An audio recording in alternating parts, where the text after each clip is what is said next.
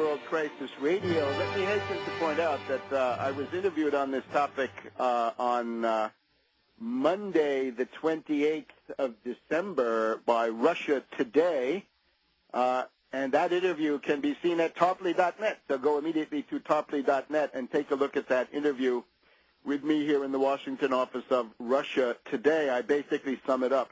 There will be a written, detailed, documented version of all that coming up, I would say, by the first weekend now in the new year. So go back to tarpley.net on Saturday, Sunday, and it will be there for sure. But in the meantime, take a look right now, and you've got a short written summary of the event, the main points, and you've got this interview, which is an interesting exchange preceded by a timeline.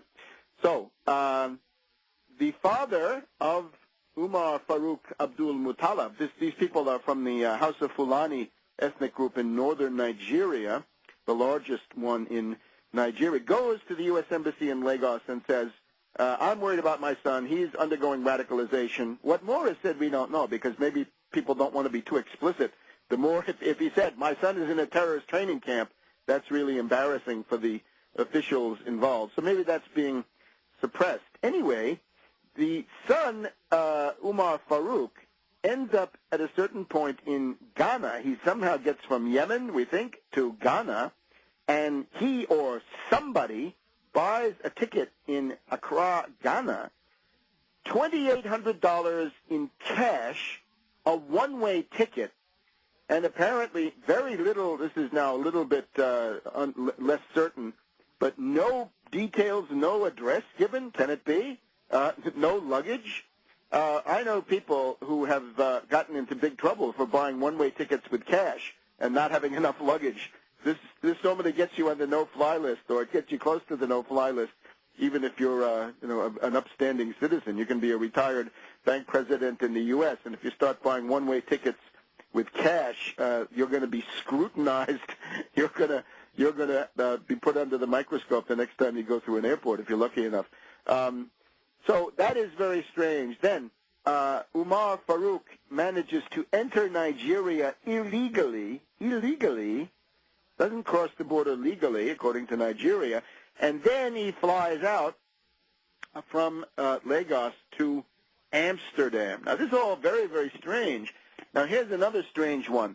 We have the case of Kurt and Lori Haskell. Now, these are not anybody. They're not gutter snipes. They're not, vagrants who happen to be there. They're attorneys from a reputable law firm, the Haskell Law Firm in Taylor, Michigan. And reading in a local Michigan news website, which will be quoted in my article on the subject, Kurt and Lori Haskell are attorneys with the Haskell Law Firm in Taylor, Michigan. Their expertise includes bankruptcy, family law, and estate planning. Haskell said that he and his wife were sitting on the ground near their boarding gate in Amsterdam, which is when they saw Umar Farouk Muttalib approaching the gate with an unidentified man. While Muttalib was poorly dressed, his friend was dressed in an expensive suit, Haskell said.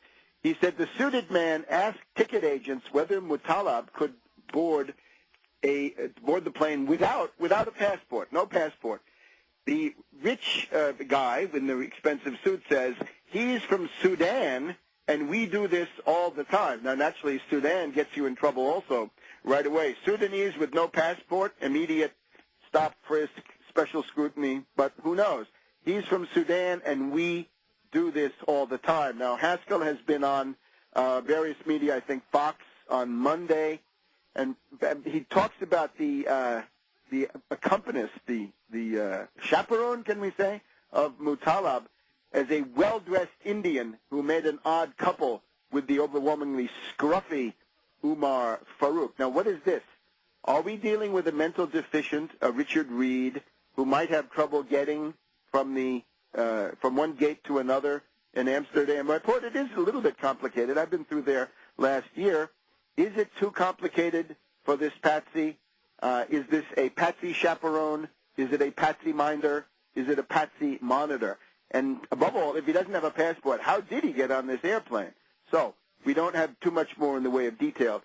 Suffice it to say, all of these things put together would have dictated the withdrawal of the U.S. visa. Visas can be given. They can also be canceled in the computer. You think you have a visa, but they tell you, no, sorry, that's been taken away. Your turn back.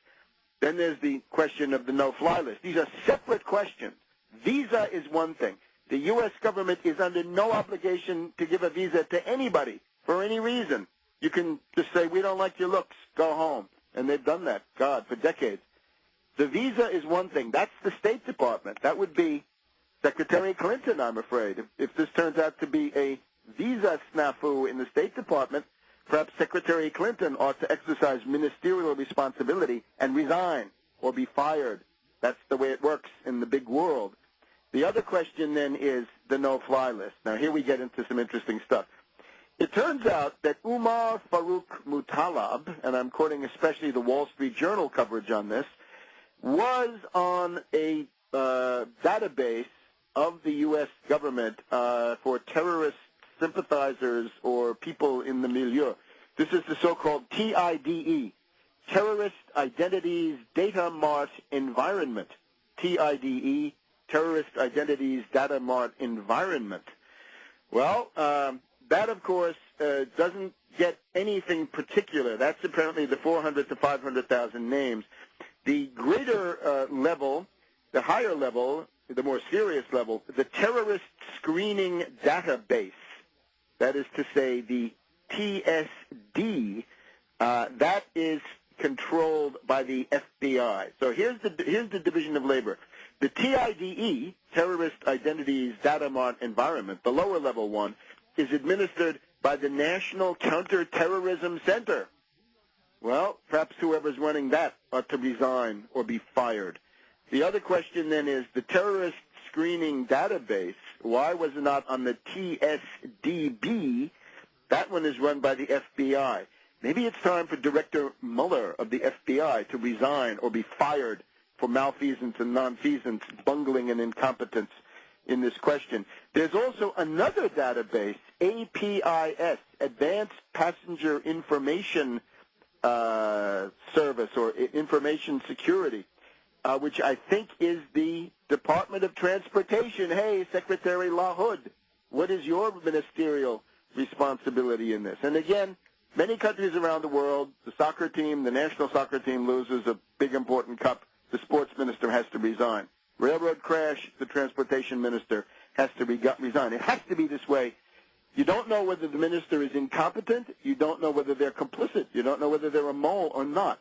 But the rule always has to be, if you screw up, you pay the price. Not the public, you pay the price. And let me leap ahead.